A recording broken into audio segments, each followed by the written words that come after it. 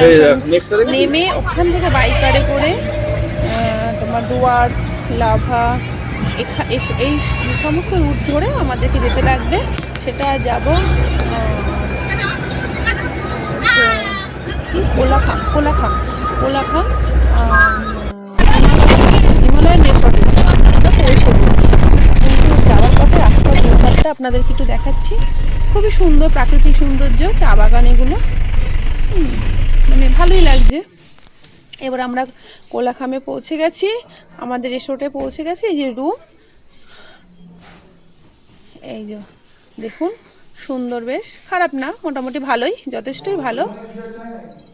এই যে bed, 2 bed.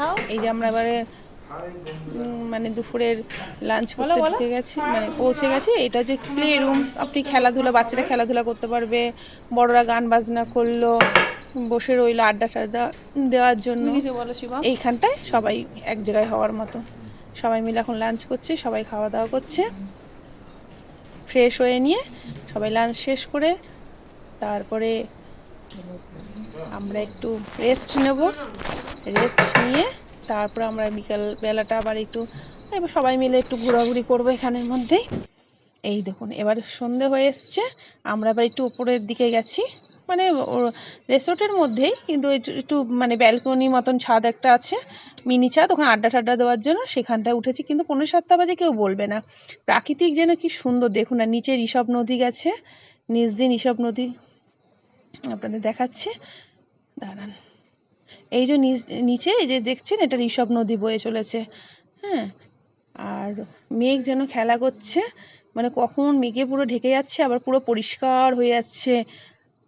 ভীষণই ভালো লাগছে, প্রাকৃতিক এত সুন্দর, মানে কি বলবো, দারুণ সুন্দর।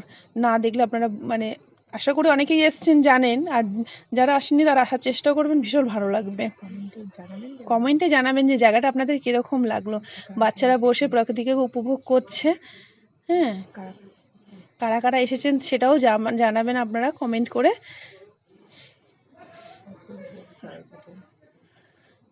অপূর্ব জায়গাটা, মানে ভীষণই ভালো লেগেছে প্রকৃতি। দেখুন, এবার আজকের মতন এখানে আমি শেষ করছি আমার ব্লগটা।